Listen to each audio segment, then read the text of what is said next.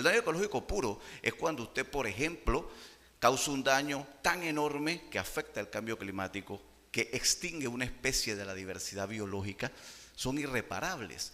Entonces el daño ecológico puro, que es el tema de mi tesis, en su momento cuando la publique, sé que será muy interesante, va por esa línea. Entonces, por allí vamos a arrancar. La presentación que asumo están viendo, obviamente es referente al acuerdo de Escazú, el bloque de la constitucionalidad en Panamá, pero hace un pequeño énfasis en el tema del impacto en los derechos humanos, el medio ambiente y los procesos judiciales, administrativos y legislativos. Hago una pausa allí, ¿por qué? Porque efectivamente vamos a hablar del bloque de la constitucionalidad, pero del control de la convencionalidad también. Y sí, para los jueces que están aquí, según las decisiones ya de la Corte Interamericana de Derechos Humanos, de nuestra propia Corte, como lo veremos sobre todo en ese magistral fallo, yo soy muy crítico de la Corte Suprema, pero aunque haya sido un fallo presionado el que declaró inconstitucional la ley del contrato minero, es un fallo estupendo que contiene unas características intrínsecas enormes en este tema y en otros aspectos. Y en eso, casualmente, nosotros vamos a hacer énfasis porque todos los funcionarios públicos del Poder Ejecutivo, del Poder Legislativo, del Poder Judicial y de todos los entes como el Tribunal de Cuentas y otros poderes que no están dentro del Poder Judicial pero que imparten justicia, están obligados a hacer el control de la convencionalidad. Entonces, en ese aspecto, como no me va a alcanzar el tiempo, hay una publicación que salió hace apenas 5 días, ahí la pueden ver, que es el acuerdo de Escazú, el bloque de la constitucionalidad y la tutela constitucional. Pueden verlo en la revista Vitalia para que allí puedan ahondar más en ese tema. En este libro, pero este libro que es el primer libro que voy a publicar en esta materia, me lo estaban pidiendo hace rato, también vamos a ahondar de esto. Este libro estará disponible ya en el primer semestre del 2025 y allí se explicará un poco el surgimiento, historia y evolución del derecho ambiental, donde culminaremos esa evolución en lo que casualmente estamos iniciando con los derechos de la naturaleza y otros aspectos. Entonces Escazú es un acuerdo regional, es decir, del continente latinoamericano o el subcontinente latinoamericano y del Caribe, que busca 3 puntos específicos: el acceso a la información, la participación en la toma de decisiones y el acceso a la justicia en temas ambientales. Y este último punto es en el que haremos énfasis. No es único, casualmente el convenio de Aarhus, ¿sí? También información, participación y justicia, 20 años antes, firmado por Europa y Asia Central, también tiene que ver con el mismo tema. El acuerdo de Escazú, obviamente, como decíamos, es regional y busca estos 3 temas principales y fue aprobado en Panamá por la ley 125 del 4 de febrero del 2020. En ese sentido, obviamente, esto tiene que ver o tiene como base un principio de la Cumbre de la Tierra del año 1992.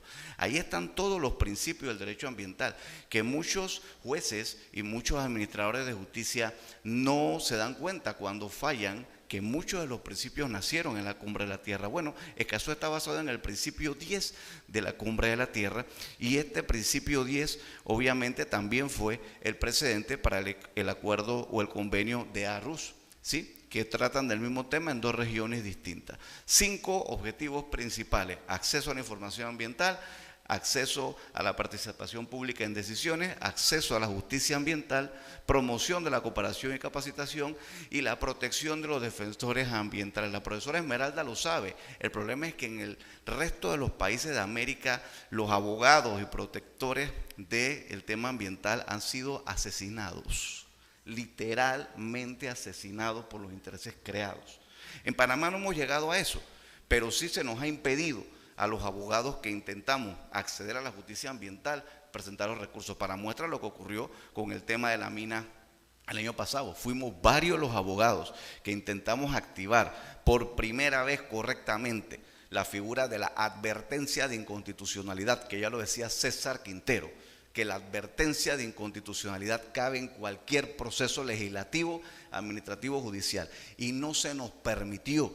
Ya hubo un fallo, la gente cree que el fallo de la 406 del año pasado era el primero. No, en el 2017 ya la Corte había fallado, había cosa juzgada constitucional. La cosa juzgada constitucional es parte del bloque de la constitucionalidad. No es lo mismo la cosa juzgada tradicional que la cosa juzgada constitucional. Entonces ya la Corte se ha pronunciado y varios tratamos de presentar ¿qué cosa? Un desacato ante la Corte, porque la Corte, dice el Código Judicial, tiene que cumplir y hacer cumplir ¿qué cosa? Sus decisiones a nivel de inconstitucionalidad. Y se nos negó. La Corte, la Secretaría General de la Corte no permitió a los que intentamos acceder a la justicia que presentáramos ni desacatos, ni advertencias, ni recursos, argumentando que no éramos parte. Pero si la Corte Interamericana ha dicho que esta materia es, ¿qué cosa? Erga omnes, esto no es interpartes. Por eso el tema de los derechos de la naturaleza. La naturaleza es un sujeto de derecho y como dijeron, ya la ley estaba vigente. Cualquiera de nosotros puede acceder a la justicia para que se evite un daño, y ahí es la diferencia. Es decir, vámonos a la demanda de inconstitucionalidad. El problema es los efectos ex nunc y ex tunc. ¿Qué dice el Código Judicial? Los fallos de la Corte solo tienen efectos a futuros, no retroactivos. Entonces, cuando usted activa la protección en estos casos de la naturaleza, en estos casos de Escazú y el bloque de la constitucionalidad, esperando una demanda de inconstitucionalidad, la demanda del 17 había sido presentada 20 años antes. La ley era del 97, fue declarada inconstitucional en el 2017, imagínense. Esto fue producto de la presión popular, el fallo que se tuvo en apenas unos días con respecto a la ley 406. Entonces, la advertencia de inconstitucionalidad, ¿qué es? Es un recurso para la tutela constitucional, pero que evita que se dé el daño ecológico puro. Panamá tiene la herramienta, para eso es la advertencia. La demanda, ¿qué pasa? Cuando llega muy tarde, sino que lo digan las islas de Ocean Reef. La Corte se pronunció que es inconstitucional y la Sala Tercera que es ilegal porque es relleno de fondo marino, pero ya todos los derechos adquiridos están con tercero de buena fe, entonces no se puede restituir el daño. Entonces, ese acceso a la justicia y esa protección de los defensores ambientales son dos de los principales objetivos de Escazú. Y en ese tema, obviamente, pues los principios en los que se basa, ya lo dije, el principio 10, principio de acceso a la justicia, participación ciudadana, pero agrego 3 principios adicionales de la Cumbre de la Tierra: el de no regresión, el de progresividad y el de no discriminación. Los derechos son progresivos, cada día van a avanzar y abarcar más. No regresión. Si ya había un fallo del 2017, haber aprobado una ley en la Asamblea violó el principio de no regresión. Ya tú no puedes regresar a las cosas que ya habías decidido. Y así todos estos principios son básicos para el avance de lo que es Escazú. El principio de acceso a la información, pues ya planteó desde el 92, y esto es muy importante, ojo con esto, ¿sí? Porque allí pueden ver que dice abajo, no puede existir información ambiental de acceso restringido, aun y cuando existan leyes, y me permito citar, o normas de menor jerarquía que así lo indiquen. Ese fue pronunciamiento de la SICH. Y fue pronunciamiento en el caso Arellano versus Chile y otros casos más que se basan en que en la Convención de Viena. No es excusa por la Pacta sunt servanda. No es excusa cuando un Estado ha ratificado un convenio que por Panamá, el artículo 4 de la Constitución indica que Panamá reconoce los tratados de derecho internacional, pero que además es parte del bloque, que usted use como argumento una ley interna para incumplir un acuerdo internacional que es parte de los derechos humanos. Entonces ya no puede haber más restricción en ningún tribunal, en ninguna entidad pública, ni en la Asamblea Nacional, bajo ninguna excusa, porque cualquiera de esas leyes violenta una norma constitucional. Por eso es que el bloque de la constitucionalidad incluye la famosa Constitución ampliada a todos los convenios que de esta manera son parte del sistema de los derechos humanos. Entonces, el principio de acceso a la justicia establece procedimientos accesibles para resolver ¿qué cosa? Los conflictos ambientales. Pero es que el país también tiene una deuda. Yo no quiero meterme a esto porque es tema de otra exposición mía que tengo en otro lugar donde voy a hablar de eso. Y es que yo sí planteo hace rato que aquí la Corte va a haber que ampliarla. Lo que pasa es que lo ven desde el punto de vista político. No puede seguir siendo una Corte con una sala penal, contencioso, administrativa y civil, donde la contencioso administrativa está viendo temas de derecho social, debe al menos, yo no digo que existe una sala de derecho ambiental, ¿por qué no en el futuro? Ahora mismo quizás no, pero al menos debe haber una sala de derechos sociales, donde esté el tema agrario, el tema ambiental y el tema laboral. Eso no tiene nada que ver con lo contencioso administrativo. Eso es momento de que evolucione. Obviamente, si no hay una corte constitucional, tendrá que existir una sala constitucional. Claro que tiene que darse.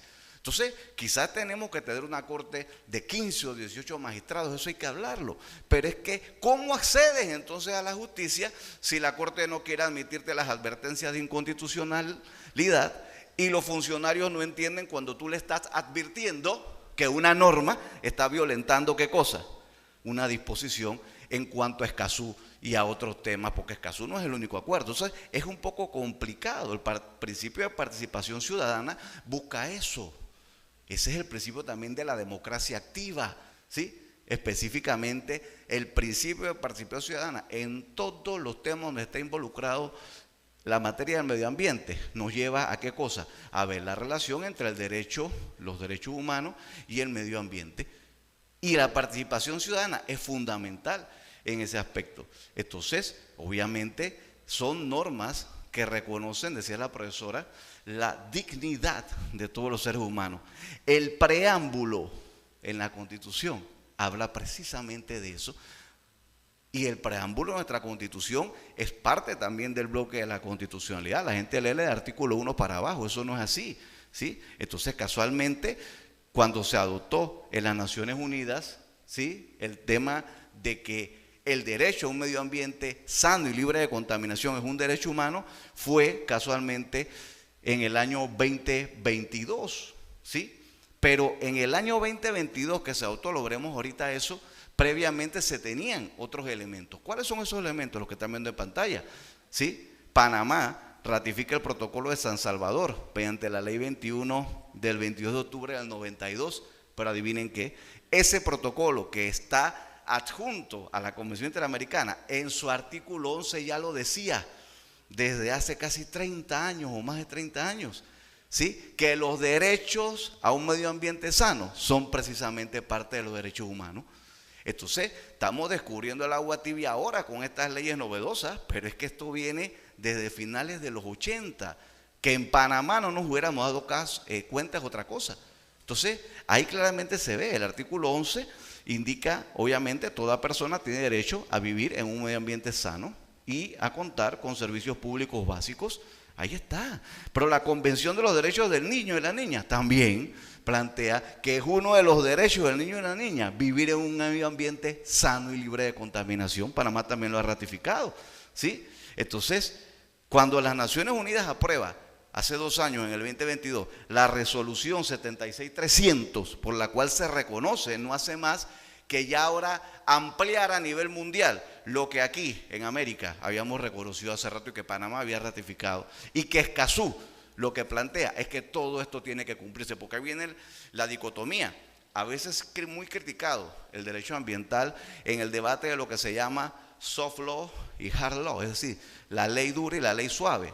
Es decir, la ley suave es solo declaraciones y declaraciones, y la ley dura es lo que es, ¿qué cosa? Vinculante. Escazú es hard law, vinculante y obligatorio, no es discrecional. Y la Corte Interamericana, casualmente, en una de las consultas más espectaculares que se las recomiendo que la lean, la OEC 2317 del 15 de noviembre del 17, solicitada por Colombia, aclara totalmente esto que les estoy diciendo. Y dice la Corte, como no habíamos tenido la oportunidad, vamos a explayarnos en explicar este tema. Y explican todo esto. Y la Corte Suprema de Justicia también en el fallo del 2023 en cuanto al tema minero ya planteó todo esto que les estoy diciendo. Entonces es unánime que el tema ambiental en todas sus dimensiones es un derecho humano. No sigamos discutiendo que no lo es. Obviamente, en el reconocimiento de la Constitución, decía yo, el preámbulo, el título 3º constitucional tiene el capítulo 7º que fue pionero. Miren, el derecho ambiental, lo digo yo en mi libro, ese que va a salir en enero del otro año, surge, nace y se desarrolla a partir de 1972. Antes de eso no existía nada como derecho ambiental, por lo menos no así. Y la Constitución de Panamá, ¿de qué año es? De 72. Es una constitución de la que se ha escrito en muchas latitudes, y aquí ni conocemos lo que dice el capítulo 7 del régimen ecológico. Reconocíamos prácticamente lo que se habló 20, 30, 40 años después del 72 y la hemos dejado de lado. Eso es como el Ministerio de Ambiente. Todo el mundo hizo ministerios de ambiente de los años 80 y nosotros apenas hasta el 2015 fue que nos atrevimos a crear el Ministerio de Ambiente. Entonces, las jurisprudencias relevantes las hay muchísimas. Casualmente, en Colombia, yo tengo algunas por aquí, se las voy a mencionar porque ahí nada más puse una, pero para que lo anoten, pueden buscar la sentencia 660, T-660 del 2015, T-348 del 2012 y T-361 del 2017, para hablar de jurisprudencia comparada. Aclaran perfectamente la Sala Constitucional de la Corte de Colombia este tema, pero también lo hace nuestra Corte en el fallo, reitero yo, minero. El bloque de la constitucionalidad. Entonces, la teoría del bloque ha venido increciendo. Ya ahora el bloque de la constitucionalidad, en su teoría, obviamente viene incorporando una cantidad de jurisprudencia enorme que es de obligatorio, decía la Corte en ese fallo Arellano versus Chile, decía la Corte. Es que no es nada más que se conozca lo que dice el convenio y que sea de obligatorio cumplimiento sin excusa de no cumplirlo porque va en contra de una ley interna. Es que tiene que ser también interpretado en base a lo que ha interpretado la Corte Interamericana de Derechos Humanos. Y nuestra Corte lo ha reconocido. Todos estos fallos, que son fallos, como yo les he dicho, de cosa juzgada constitucional, son definitivamente parte del bloque. Entonces, en cuanto a la inclusión, ha dicho la Corte Suprema, y cito, el artículo 12 ya comentado, ellos se refieren al de la Convención del Niño y de la Niña, y el Acuerdo de Escazú, dijo la Corte Suprema hace menos de un año, ¿sí?, forman parte del bloque de la constitucionalidad. Por ende, debieron ser aplicados al momento de considerar la aprobación y improbación del proyecto de ley 1100, luego convertido en la ley 406 del 23. En consecuencia, a no implementar mecanismos para instrumentalizarlos, pero si a ellos mismos se les intentó presentar la advertencia. Pero bueno, al final tenía la salida, pero prefirieron la parte complicada. Entonces, esto es muy interesante.